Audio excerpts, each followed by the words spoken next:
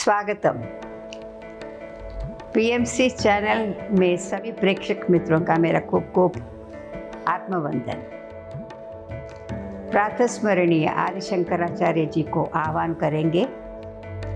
प्रातस्मरणीय ब्रह्मर्षि पत्री जी को भी आह्वान करके आज हम विषय में प्रवेश करेंगे। पहला थोड़ा सा प्रार्थना करेंगे। सदाशिव समारंभान् शंकराचार्य मध्यमा अस्मदाचार्यपर्यन्तं वन्दे गुरुपरम्परां। श्रुतिस्मृतिपुराणानाम् आलयं करुणालयं नमामि भगवत्पादं शङ्करं लोकशङ्करं। शङ्करं शङ्कराचार्यं केशवं बादरायणं सूत्रभाष्यकृतौ वन्दे भगवन्तौ पुनः पुनः। सभी प्रेक्षक मित्र को फिर से एक बार मेरा खूब खूब आत्मवंदन। हम 2 हफ्ते से एक सुंदर ग्रंथ रचित शंकराचार्य जी का रचना हम देख रहे थे। उसी विषय में आगे बढ़ते हुए थोड़ा सा हम भज गोविंदम का स्मरण करेंगे। भज गोविंदम भज गोविंदम गोविंदम भज मूढ़मते संप्राप्ते सन्निहिते काले नहि नहि रक्षति दुष्टं करणे मूढजहिहि धनागमतृष्णा कुरु सद्बुद्धिं मनसि वितृष्णा यल्लभसे निज कर्मोपातं वित्तं तेन विनोदय चित्तं। भज गोविन्दं भज गोविन्दं गोविन्दं भज मूढमते नारीस्तनभर नाभिदेशं दृष्ट्वा मागा मोहावेशम् एतन्मां सव साधिविकारं मनसि विचिन्तय वारं वारं। भज गोविन्दं भज गोविन्दं गोविन्दं भज मूढमते नलिनीदलगत जलमतितरलं तत्त्वज्जीवित मतिशयचपलं विद्धि व्याधि अभिमानग्रस्तं लोकं शोकहतं च समस्तं। भज गोविन्दं भज गोविन्दं गोविन्दं भज मूढ़मते। अभी तक हमने देखा है कि आदि शंकराचार्य जी हमें मंदमति कहते हुए कहा है, बताया है कि हमारी मोह कहाँ कहाँ अटकी हुई है जो हमें पता भी नहीं है। तो आदि शंकराचार्य जी इस तरह हमारा मन को, हमारा विचारों को लेकर जाते हैं जहाँ पे हमारे मोह अटकी हुई है। और इसे मोह मुद्गर कहा है क्योंकि मुद्गरा यानी हथौड़ी, हथौड़ी से हमारे अज्ञानता को मारते हैं। एक एक श्लोक में हमको चाबुक मार के हमें जगाते हैं, मोह निद्रा में से हमको जगाते हैं। तो पहला श्लोक में धन क्या चीज़ है उसे बता रहे हैं। धन एक लक्ष्मी है, वो कहाँ तक हमारे उपयोगिता है। अगर लक्ष्मी हमारे पास है तो उसे किस तरह उपयोगिता करना चाहिए, कौन सा धर्म कर्म में उपयोग करना चाहिए। और ज़्यादा धन कमा के हमें हमारे जीवन को उसी में लगा रहते हैं। धन कमाने में ज़्यादा हम महत्व देते हैं क्योंकि हमें लगता है कि धन ही हमें सिक्योरिटी देती है। इसीलिए धन के पीछे एक बार वो धन कमाने की लत लग जाती है तो फिर उसी के पीछे जीवन भर हम भागते रहते हैं। तो इस अंधी दौड़ को समाप्त करने के लिए आदि शंकराचार्य जी कहते हैं धन जरूरी है, जीवन निर्वाह के लिए धन जरूरी है, लेकिन उसके पीछे पागलों की तरह हमें पड़ना नहीं चाहिए। कारण कि जितना भी आप धन कमाओ, धन कमाने से हम समझते हैं कि 7 पीढ़ी तक मेरा ये कमा हुआ धन हमारे बच्चों के लिए 7 पीढ़ी तक हमारा जनरेशन्स को वो सुख शांति से जी सकेंगे। लेकिन ऐसा नहीं है। शंकराचार्य जी कहते हैं जितना धन उसको प्राप्त है, अपना कर्मों से उसको प्राप्त है, वो उसे मिलेगा ही। अगर नहीं प्राप्त हो तो आपका धन भी कुछ काम में नहीं आएगा। इस तरह हमें एक चेतना देते हैं, एक संकेत देते हैं कि धन हमें क्यों चाहिए और धन क्या कमाती है। क्या हमें धन से प्रेम मिलता है, मान मिलता है, संबंध मिलता है, ज्ञान मिलती है, ध्यान मिलती है, क्या मिलती है? कुछ भी नहीं। तो ऐसे धन को हम क्यों हमारे जीवन को व्यर्थ गवा रहे हैं? इस तरह की विचार हमारे मन में डालते हुए शंकराचार्य जी कहते हैं कि धन के पीछे आंधी दौड़ छोड़कर अपने आप को जानने के लिए आप इस मोह को जीवन में से हटा दीजिए। और दूसरी बात, मूढ़ जही ही धनागम तृष्णा नारी स्तनभर नाभि देशम। नारी के महत्व बताते हैं। नारी क्या चीज़ है? नारी एक शक्ति है, महान शक्ति है। इसको आद्य शक्ति बोलते हैं। तो इसी में सारे देवताओं बसे हुए हैं। ऐसी नारी की शक्ति, नारी के बिना कुछ भी संभव नहीं है, क्योंकि नारी एक जीव को जन्म देती है, एक सृष्टि को जन्म देती है। ऐसी नारी, इस नारी को आप मान से देखिए, माता के रूप में देखो, बहन के रूप में देखो।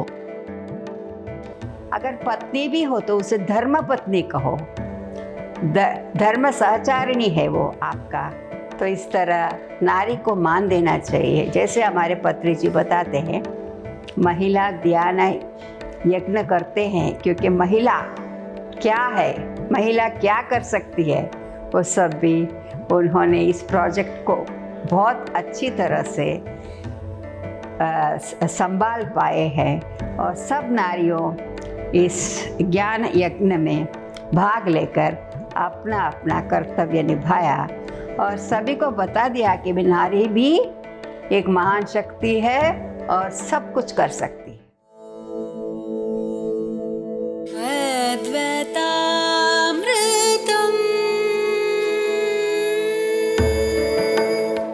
एक बहुत ही सुंदर श्लोक में हम प्रवेश करेंगे। वो है 4था श्लोक। नलनीदलगत जलमति तरलम तद्वज्जीवितमतिशय चपलम विद्धि व्याध्यभिमान शोकग्रस्तं लोकं शोकहतं च समस्तं भज गोविन्दं गोविन्दं भज मूढ़मते। कहते हैं नलिनी दला, नलिनी यानी कमल का फूल, दला मीन्स पंखुड़िया, पंखुड़िया, और उसका जो पत्ते होते हैं ना, वो उसके ऊपर क्या होता है, जब बरसात गिरेगी, जब पानी गिरेगी तो वो बिंदु, जल के बिंदु खूब घूमते रहते हैं, खूब घूमते रहते हैं। बहुत ही सुंदर, देखने में तो इतना सुंदर लगता है कि उसे देखते ही रहो, ऐसा सुंदर वो दृश्य है जब कमल के पत्तों, बड़े बड़े पत्तों के ऊपर वो जल बिंदु गिर के पूरा घूमता रहता है। और ये घूमने के बाद थोड़ा देर में ही वह जल बिंदु फिसल के वापस पानी में चला जाता है। तो शंकराचार्य जी क्या हमें समझाना चाहते हैं कि ऐसे ही हमारा जीवन भी अस्थिर है। जैसे जल बिंदु थोड़ा देर के लिए हमें दिखता है वहां पे और फिर उसका मूल में चले जाते हैं, ऐसे ही हमारा जीवन भी इस चमक दमक वाली संसार में थोड़ा समय रहती है। और हम क्या समझते हैं, हम शाश्वत इधर ही रहने वाले हैं, लेकिन शाश्वत नहीं, कोई सिक्योरिटी नहीं है। हम व्याधिग्रस्त हो जाते हैं, अभिमानग्रस्त हो जाते हैं, मोहग्रस्त हो जाता है, अविद्याग्रस्त हो जाते हैं। इस तरह के ये जीवन हम समझते हैं कि हमारे पास जो कुछ भी अभी है वो हमें शाश्वत रहना चाहिए। इस चीज़ को पकड़ के रखते हैं कि ये सब हमारा है, हमारा है।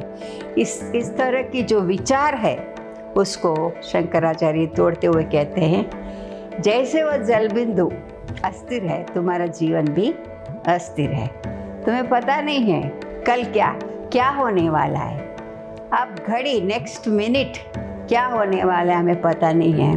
4 पल की जीवन है ना, तो ये 4 पल में हमें क्या क्या करना चाहिए, कैसे हमारा जीवन को जीना चाहिए, जीने की कला भी बताते हैं। और कहते हैं कि हमें इस तरह जीना चाहिए, इस व्याधि, इस मोह, इस माया में फंसा हुआ न रह के अपना जीवन का मूल लक्ष्य क्या है, जितना जल्दी हम समझ जाए उतना ही जल्दी हमारा जीवन सुधरते जाएगी और हमारा जन्म मरण भी सुधरते जाएंगे और हमें एक अच्छी स्थिति को पहुंच पाएंगे। हम कौन है इस सत्य को पहचान पाएंगे। इसीलिए शंकराचार्य जी हमें कहते हैं कि इस तरह जीवन जियो, इस तरह वो जल बिंदु के जैसे फिसल के नीचे मत गिरो।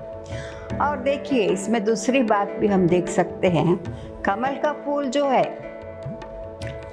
वो कीचड़ में खिलता है, नीचे पूरा पानी रहता है, कीचड़ रहता है और वो उसी में खिलता है। खिल के उसका जीवन उसी में रहती है, पानी में ही रहती है और वो पानी में ही पलता है और धीरे धीरे वो उसी में मुरझा कर उसी में समाप्त हो जाता है। पूरा जीवन वो पानी में रहता है। तो इसको एक सकारात्मक दृष्टि से भी अगर हम देखेंगे तो बहुत कुछ सीखने को मिलेगी इस कमल के फूल से। वो क्या है? वो ये है कि जैसे वो कमल का फूल कीचड़ में रहकर, हम भी उसी तरह संसार में रहकर संसार की हर एक चीज में, हर एक व्यक्ति, हर एक परिस्थिति, हर एक समय, हर एक संबंध, इनमें हमारा, भले हम इस संसार में ये सब भोगते रहते हैं, भोगना का मना नहीं है, भोग सकते हैं, लेकिन कैसे भोगेंगे? अलिप्त होकर। जैसे वो जलबिंदु पानी में वो कमल के पंखुड़ी ऊपर ऐसे खिलती जुलती रहती है, लेकिन कभी भी वो उस पत्ते को गीला नहीं करती है, वो हमेशा सूखा ही रहता है। पानी के बिंदु उस पर घूमने से वो पत्ता गीला नहीं होता। इसी तरह हमें भी संसार में भले हम सब कुछ भोग सके, रह सके, जी सके, लेकिन कैसे जीना है? एकदम अलिप्त होकर।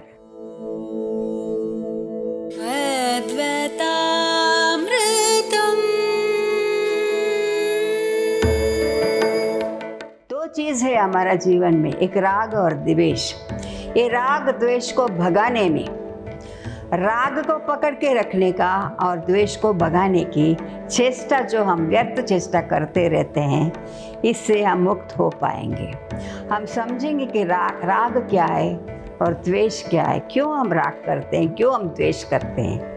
हाँ, इस बात को हमें शंकराचार्य जी बताते हैं कि राग द्वेष से वियोग होकर हमें कर्म करना चाहिए, तो हमारी कर्म भी कैसा होगी? एकदम वर्तमानमय होगी। तो इन चीज़ों को बताते हुए गीताकार एक बहुत सुंदर श्लोक हमें बताया है, गीता में आती है बहुत सुंदर श्लोक इसी चीज़ को, ये पद्मपत्रमिवाम्बसा ब्रह्मण्यादाय कर्माणि संघं त्यक्त्वा करोति यः लिप्यते न स पापेन पद्मपत्रमिवाम्बसा। गीताकार कहते हैं, कृष्ण कहते हैं कि ब्रह्मणि आदाय, जो भी हम कर्म करते हैं ना, वो कैसा करना चाहिए? तो हम लिप्त नहीं होंगे। तो जो भी हम कर्म करते हैं वो कैसा करना चाहिए? तो कहते संगम त्यक्त्वा करोति यः, संग छोड़ने का, कर्म के संग छोड़ने का नहीं, कर्म करना ही है, लेकिन उसका फल जो मिलता है ना, उसका संग छोड़ने का। ऐसे आग्रह नहीं रखने का कि हमें अच्छा फल मिले, जो हम चाहते हैं ऐसा फल मिले। अगर हम इस तरह की सोच करते हुए कर्म को निभाएंगे तो क्या होता है कि हमारी जो फोकस है वो फल में रहती है, ना कि कर्म में। अगर आपका फोकस कर्म में ही रखोगे, फोकस एकदम कर्म पे रहना चाहिए, तो क्या होता है कि फल की आसक्ति छूट जाती है। फल ऐसा मुझे मिले, ऐसा मुझे मिले, ये आसक्ति जो हम रखते हैं ना, यूजुअली सब लोग ऐसे ही करते हैं ना। हम सब कर्म क्यों करते हैं? तो पूछते हैं, लोग पूछते हैं कि कर्म किस लिए हम करते हैं? अगर हम फल की अपेक्षा नहीं रख के कर्म कैसे करें, ये प्रश्न होता है ना। तो ऐसे करें, कर्म तो मिलता ही है, जो भी हम कर्म करेंगे तो कर्म का फल तो मिलता ही है। तो कर्म का फल जो भी मिला हुआ है उसे एक्सेप्टेंस, इसमें एक्सेप्टेंस करने की बात होती है, स्वीकार करने की बात होती है। जो भी फल मिला है, इस प्रकार के अगर एक्सेप्टेंस स्वीकारता है हम में, तो हमारा क्या होगा? कर्म कैसे होती है? तो उस कर्म हमें वर्तमान में रखती है, हमें न पास्ट में ले जाती है, न फ्यूचर में, न भविष्य की चिंता है, न भूतकाल की चिंता है। उस समय हमारे कर्म पूर्ण रूपे उस कर्म में रहती है, वर्तमान में रहती है। सो वर्तमान में रहने का एक बहुत सुंदर उपयोग है कि हम फल की आसक्ति छोड़ दें। संगम त्यक्त्वा करोति यः। हाँ, कृष्ण कहते हैं लिप्यते न स पापेन, तो हमारा क्या होगा? हम पाप से लिप्त नहीं होंगे। कैसे? पद्मपत्रमिवाम्बसा, वो जो कमल का पत्ता है, हम वो पानी जो उसको अनछुआ रहता है, ऐसे ही हम कर्मफल से अनछुआ रहेंगे और हमारी कर्ता भाव जो है वो भी मिट जाएगा, क्योंकि हमने पूर्ण तरीके से एक्सेप्ट किया है। किसको? फल को। फल को एक्सेप्ट करने से क्या होता है? हमारा कर्म भी बहुत अच्छी तरह निभा जाएगी। इसीलिए हम कर्म फल की अपेक्षा रखे बिना, और कृष्ण दूसरे श्लोक में भी बताते हैं कि कर्मण्येवाधिकारस्ते मा फलेषु कदाचन, तो फल में तुम्हारी अधिकार नहीं है, कर्म में तुम्हारी अधिकार है। तो कर्म ऐसा करो फल की अपेक्षा बिना। फल तो देने वाला कर्म फलदाता है, तो हमें कर्म की चिंता न करें। तो कर्म में ध्यान रखने से हमारी कर्म भी सुधर जाएगी और हमारा फल भी हमें अच्छी तरह मिलेगी। तो इस तरह ये कमल का फूल से भी हमें सीखना चाहिए। हमें एक लेसन मिलती है, एक सीख मिलती है जो हमें इस कमल को देखकर सीखना चाहिए। तो एक सकारात्मक विचार है, सकारात्मक विचार है। सभी को धन्यवाद। फिर से मिलेंगे पीएमसी हिंदी चैनल अगले हफ्ते नए विचारों के साथ, नए चिंतन के साथ। तब तक बने रहे। धन्यवाद। अद्वैता